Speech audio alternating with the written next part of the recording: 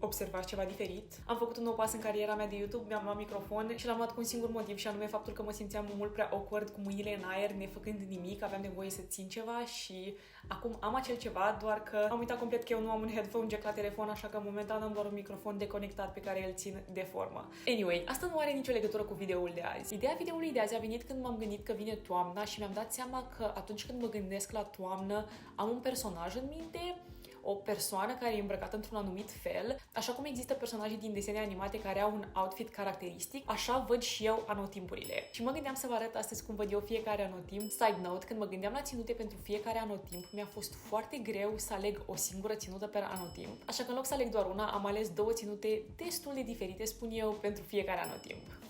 Let's go! Partea aia din primăvară când ies ghioceii și mai vezi zăpadă curată printre firele de iarbă.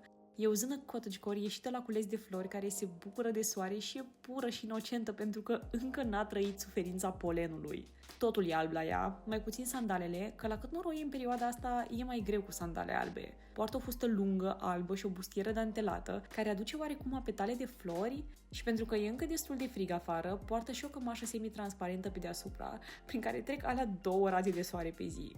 Primăvara ar culege toate pietrele de pe drum, dar pentru că n-are buzunare, pe cele mai frumoase le face direct inele. Îi plac doar culorile naturale și nuanțele de argintiu sau, cum îi zice ea, gheață topită. Și s-ar putea ca de asta să nu înțeleagă nimeni când își caută lanțuri noi în magazinele de bijuterie. Aici avem, deja e mai călduț afară și poți să ies la cafeluță cu fetele la terasă. E primăvara cochetă, preppy, aia care știe să joace golf și nu pleacă nicăieri fără bentița ei cu perle. Și lanțul cu perle. Și cerceii cu perle. Și cureaua cu perle. Culorile ei favorite, orice e pastelat și aduce alalele. E o fană a fustelor mini și își asortează fiecare detaliu. Și de data asta și-a asortat scrisul de pe tricou cu fusta. Și da, nu o să o vedeți niciodată purtând o geantă de umăr. E inestetic. Ea își ține geanta doar în mâna pe care are câteva inele delicate, pentru că prea multe inele e chicios și prea puține e inacceptabil. Poartă pantofi Mary Janes cu toc pentru că acum nu mai este atât de mult noroi pe afară și șansele ca tocul ei să se blocheze într-o baltă sau într-o groapă cu nămol au scăzut considerabil. Vă prezint vara din Santorini, sau Amalfi, sau Monaco.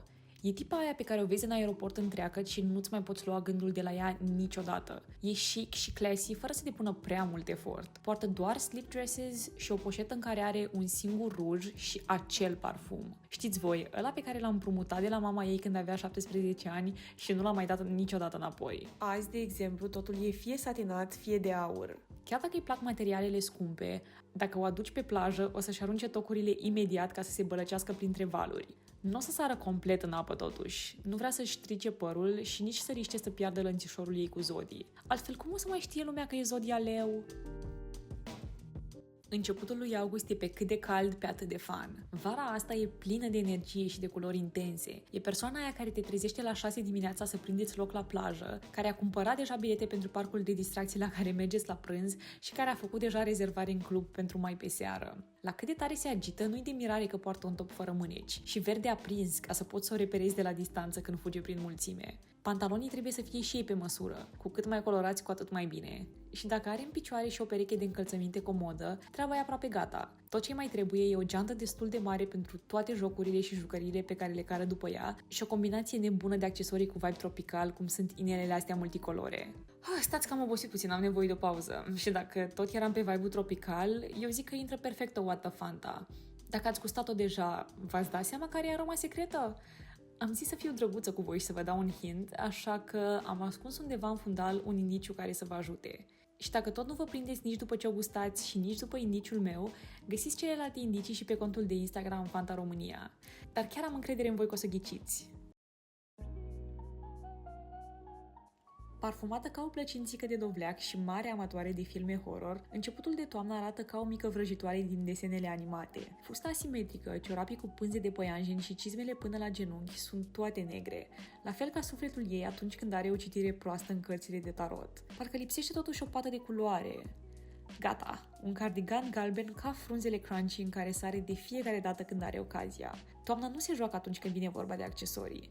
Poartă cureaua ei preferată cu semiluni, o gentuță plină ochi de vrăji și pumpkin spice și cele mai spooky lanțuri și inele pe care le-a găsit prin târgurile de vechituri.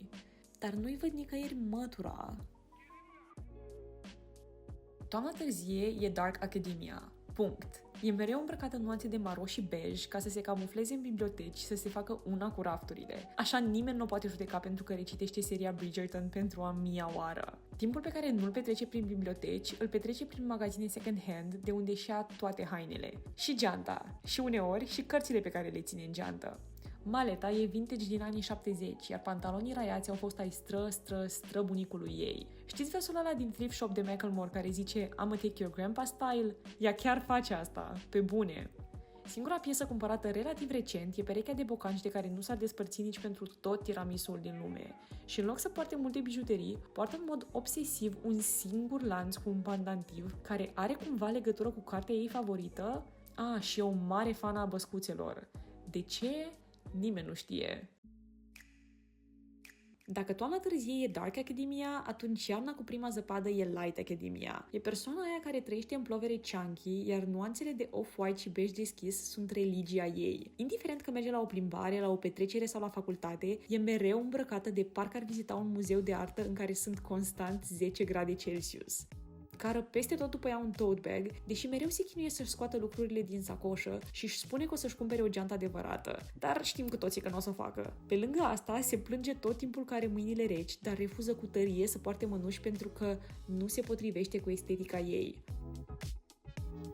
Asta e iarna aia cu viscol, de care ți-e puțin frică și totuși parcă ai vrea să fiți prieteni. Dacă ar fi să se descrie într-un singur cuvânt, s-ar descrie drept cool. Dar eu sincer aș descrie mai degrabă ca e-boy.